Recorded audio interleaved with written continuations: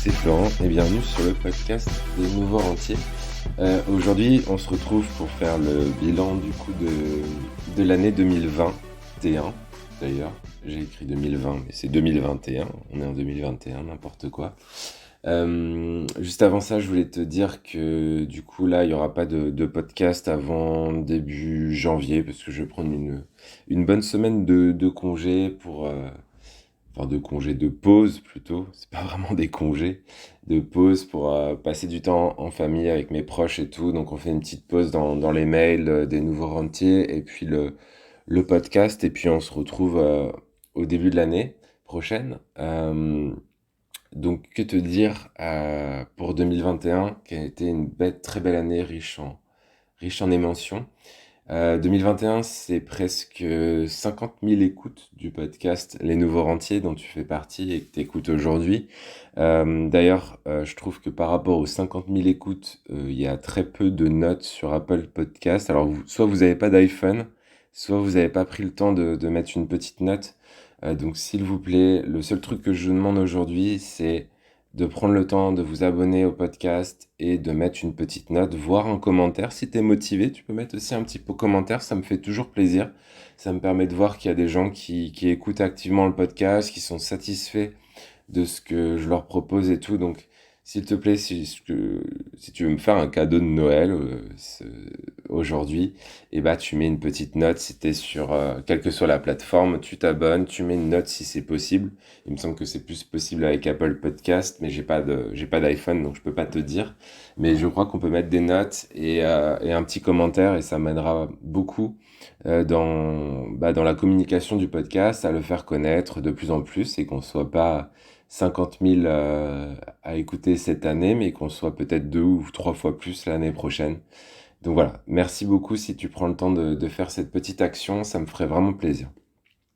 Donc concernant les podcasts, justement, il y en a eu 32 nouveaux podcasts cette année.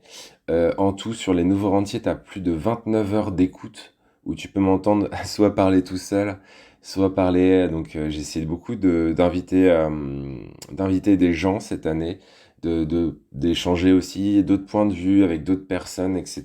Ça permet, je trouve, d'agrandir un petit peu l'angle d'approche et puis de discuter aussi avec d'autres personnes, d'avoir leurs avis. Donc on a eu Joël avec le trading, on a eu Loïc avec l'immobilier, on a eu Patrick avec l'indépendance financière. On en a eu d'autres dont là j'oublie le nom, mais on a eu pas mal de gens cette année, donc c'est cool. On a eu Laura aussi, Madame Fauché. Voilà, j'ai essayé vraiment de développer cet aspect partenariat, donc j'espère que ça te plaît. Ça te fait des podcasts beaucoup plus longs à écouter, parce qu'en général on part pendant 1 heure, donc c'est vrai faut s'accrocher un petit peu pendant 1 heure, mais moi-même j'écoute aussi des podcasts qui peuvent durer 1 à 2 heures, et du coup je me dis si je le fais, il y a sûrement certaines personnes dont tu fais partie peut-être, qui écoutent aussi, qui prennent le temps d'écouter des formats longs à l'heure où on est tous sur des formats hyper rapides, avec des réels sur Insta ou des choses comme ça.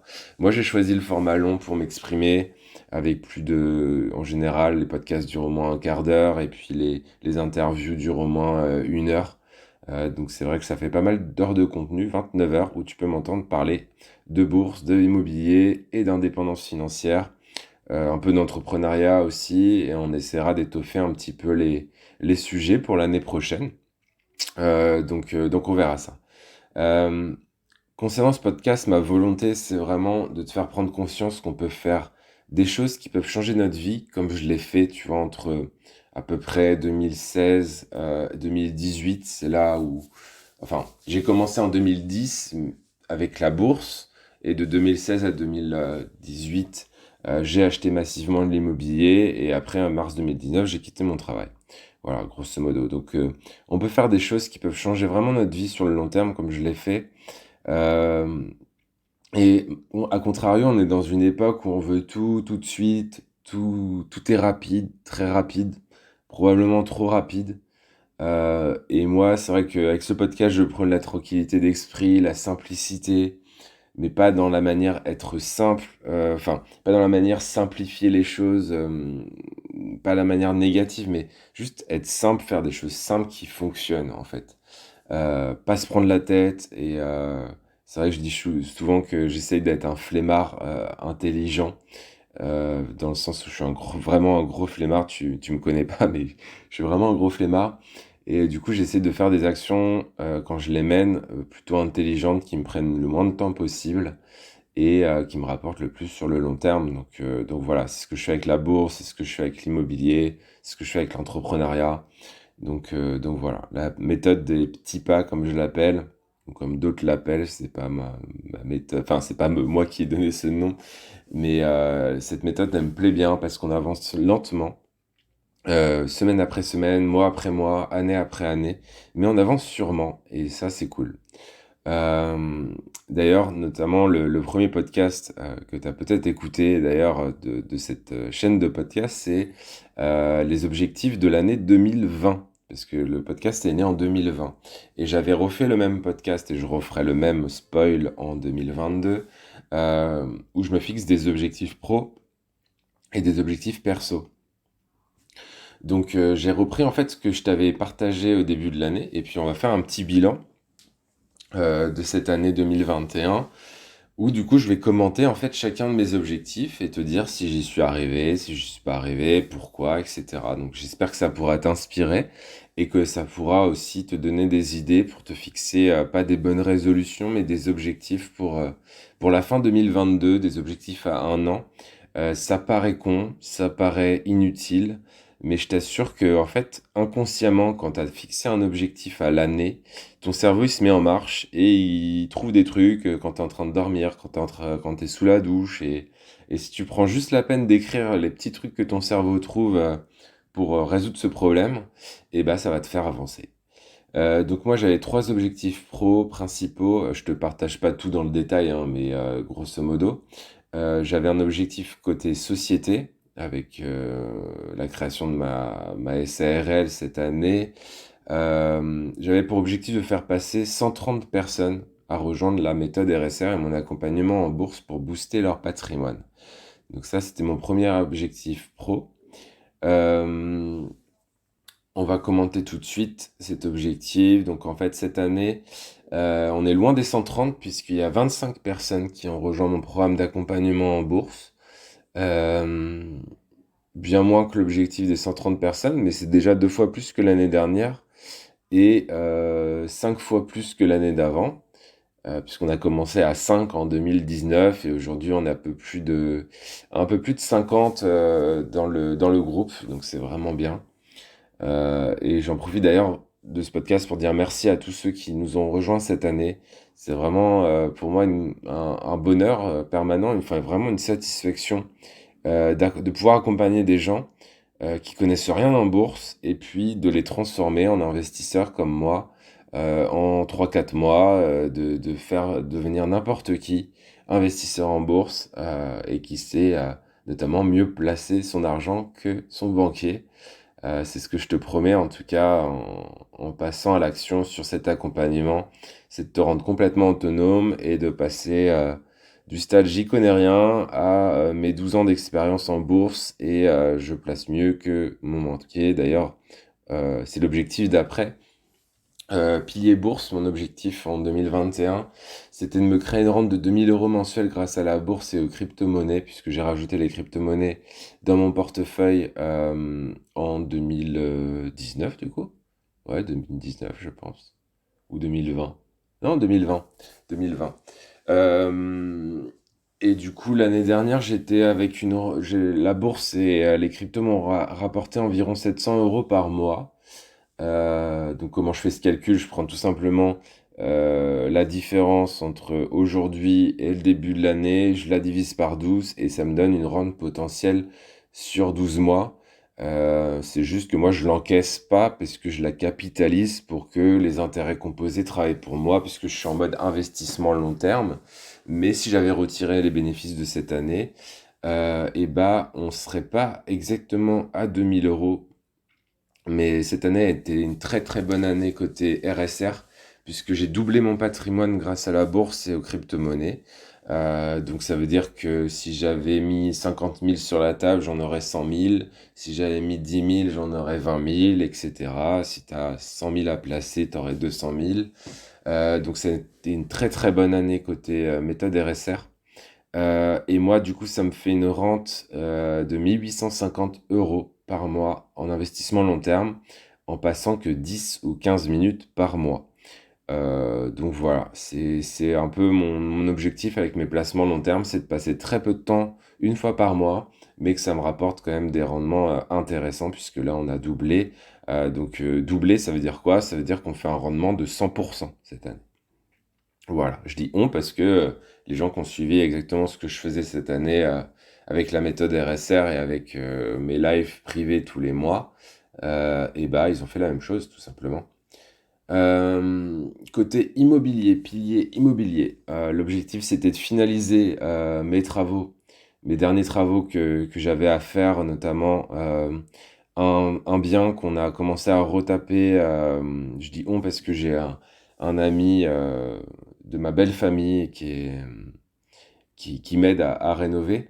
On l'a fait tous les deux, on avait commencé au fin de l'année d'avant, fin 2020, et on a fini début 2021. Ça a été un petit peu compliqué la fin. Clairement, il faut s'accrocher quand tu fais les travaux par toi-même, parce que c'est assez physique, faut penser à plein de choses. Enfin, j'ai un grand respect pour les artisans. Parce que c'est vraiment un travail qui est difficile, qui allie à la fois des choses manuelles, mais aussi de la vente, puisqu'il faut enfin, faut démarcher tes clients, enfin voilà, c'est un métier vraiment que je respecte beaucoup depuis que, notamment, j'ai fait des travaux pour moi et puis pour d'autres au confinement, au premier confinement, je m'étais amusé entre guillemets avec un ami, on rénovait un local commercial pour un client à lui. Et puis moi, ça m'occupait pendant le confinement. Donc j'ai appris aussi beaucoup puisque j'ai appris à refaire un appartement de A à Z. Alors il y a juste la plomberie que je sais pas faire et puis l'électricité, à part passer des câbles, tu vois, je vais pas m'amuser à raccorder ça sur un compteur. Mais je sais démolir et remolir, on va dire. Donc ça, c'est cool. Donc on en a fini. Donc mes objectifs, c'était de finaliser de nouveaux biens en location courte durée dans mon immeuble et d'augmenter ma trésorerie pour les travaux à venir parce que j'en ai encore deux à refaire. Donc les travaux ont été finis sur les deux biens que je voulais faire, qui sont passés en location courte durée au premier trimestre de cette année 2021. Et côté trésorerie, on n'est pas trop mal non plus. C'est-à-dire que j'ai remboursé mes prêts, bien sûr. Enfin, mes locataires ont remboursé mes prêts. Et en plus, j'ai un excès d'argent, ce qu'on appelle le cash flow. Mais j'attends de passer par la case comptabilité pour te faire un vrai bilan du cash flow qu'on peut générer avec l'immobilier. Je suis la preuve vivante qu'on peut le faire. Que c'est pas vendeur de rêve qu'on peut le faire. Il faut juste trouver des biens rentables et avec quelques petites techniques, on peut faire des choses vraiment très intéressantes avec l'immobilier aussi. Je parle beaucoup de bourse sur cette chaîne, mais je fais aussi un petit peu d'immobilier. J'en fais plus dans le sens où je n'achète plus, mais j'ai quand même 8 biens que je gère toute l'année. Voilà. Donc ça, c'est côté pro. Côté perso, je voulais renforcer jour après jour la solidité et l'épanouissement de mon couple. Donc c'est un travail, je dirais permanent, mais je suis heureux et franchement, c'est le principal, quoi, hein. On va pas se leurrer. D'ailleurs, le bonheur, c'est pas forcément des choses très matérielles et des choses très qu'il faut s'acheter, des choses comme ça. Enfin, quand tu t'achètes un nouveau téléphone ou une nouvelle voiture ou je sais pas quoi, t'es heureux une semaine ou deux, et puis après, en fait, ça devient normal. Et les choses qui te rendent heureuse, c'est pas forcément les choses les plus chères. Voilà, petit aparté. Deuxième objectif, c'était d'avoir le corps et l'esprit que je mérite. Alors ça, c'est un objectif que je me mets tous les ans, de toute façon, et que j'ai beaucoup de mal à faire parce que, comme je te dis, je suis un gros flemmard. Et du coup, le sport, ça a été un peu en dents de scie cette année. J'ai aussi des objectifs de faire un peu de méditation. J'en ai fait très très peu cette année. J'avais aussi des objectifs de lire, donc je me suis remis à lire, donc ça c'est cool. Et j'avais mis aussi faire une semaine de kitesurf cette année. Alors j'ai pas fait une semaine de kitesurf, mais j'ai dû faire 2 ou 3 sessions cette année, donc je suis déjà content parce que j'en ai fait. Alors que l'année dernière j'en avais pas fait. Moi je suis pas à côté. Ça peut te paraître banal, mais moi c'est vraiment un sport que j'adore.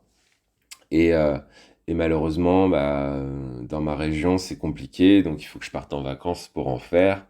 Voilà. Et puis peut-être que je déménagerai à un moment aussi à un côté d'un endroit où c'est plus facile d'en faire, parce que là, ça commence à me saouler aussi d'être dans une grande ville et tout. J'ai besoin de nature en ce moment, mais ça ne dépend pas que de moi. Euh, Enfin, le troisième objectif perso, c'était de passer du temps de qualité avec mes amis, organiser des week-ends, des sorties, des voyages. Donc ça, vraiment, je dirais c'est à 100% rempli, puisqu'on a beaucoup bougé cette année en France et un tout petit peu à l'étranger aussi quand on a pu. Donc ça a été vraiment très, très enrichissant. On a découvert un petit peu des régions. 2019, j'avais beaucoup voyagé, mais à l'étranger. J'avais fait la Californie pendant un mois, j'étais allé à Bali, j'étais allé à l'île Maurice pendant une semaine faire du kite. Voilà, j'avais fait vraiment des gros voyages en 2019, l'année où j'ai été indépendant financièrement. Et 2020, malgré, à cause du Covid, ça a été un petit peu compliqué. Donc cette année, on a fait aussi un peu la même, c'est-à-dire on essaie de passer nos vacances un peu en France, de parcourir la France, de redécouvrir la France. Et on a vraiment découvert des petites régions sympas d'ailleurs. Tout ce qui est la côte basque et tout, j'adore. S'il y a des Basques qui écoutent ou aussi tout ce qui est en dessous de Bordeaux, j'adore. Donc c'est vraiment une région que j'ai appris à découvrir, que je connaissais assez peu. Et vraiment très très gros coup de cœur. Donc peut-être que ce sera d'ailleurs un coin où on déménagera dans les prochaines années, on verra. Et je trouve qu'on a quand même, enfin, quand on parcourt la France, c'est vrai qu'on a tendance à se barrer dans des pays très loin, etc. Mais je trouve qu'on a quand même beaucoup, beaucoup de chance d'avoir un tel pays et puis avec une telle variété de paysages. T'as la montagne, t'as la mer, t'as la Méditerranée, t'as l'océan. Enfin, t'as tellement de choses à faire en France déjà que des fois, bon, on se dit, ça sert pas forcément à grand-chose d'aller, d'aller trop loin. Mais c'est bien aussi les voyages lointains parce que moi, ce que j'aime bien, c'est notamment le dépaysement, mais culturel, c'est-à-dire que tu te retrouves dans un pays qui a aucun rapport en termes de culture et du coup, ça te force à t'adapter. Comme dirait Orelsan, à l'étranger, t'es un étranger, ça sert à rien d'être raciste, pour le citer. Je te laisse sur cette méditation. Et c'est vrai, en fait, une fois que tu es à l'étranger, en fait, c'est à toi de t'adapter au pays, quoi. Donc voilà. Voilà un petit peu pour mon bilan 2021. Donc j'espère que ce petit bilan, il pourra t'inspirer à en faire de même, à te fixer des objectifs pro et perso pour l'année 2022. Ça, il n'y a que toi qui peux le faire. Tu prends ton Evernote, enfin là où tu... Moi, c'est sur Evernote que je travaille, mais tu prends un endroit où tu vas voir ces objectifs tous les jours. Moi, je sais que Evernote, je l'ouvre en permanence, donc je vois tout le temps ces objectifs devant ma tête. Ça me fait des petits rappels en permanence. Donc écris ça sur un bout de papier que tu mets au mur, je sais pas, enfin, fais comme tu veux. Mais vraiment, si tu as une action à faire en cette fin d'année ou en début d'année prochaine, ça serait de te fixer des objectifs pro et perso pour fin 2022. D'ailleurs, si tu veux communiquer un peu ces objectifs avec moi, tu peux tout simplement m'envoyer un mail ou t'abonner, et enfin communiquer sur les réseaux sociaux, sur Instagram, French Potential, sur mon site web. Enfin voilà, tu as plein de manières de me connecter. Tu auras tous les liens en description de ce podcast. Et sur ce, je te souhaite de très belles fêtes de fin d'année. Je te donne rendez-vous du coup début janvier 2022 pour une nouvelle aventure sur le podcast, sur les rendements, sur la bourse, sur l'immobilier, sur les partenariats, sur les interviews, sur tout ce que tu veux.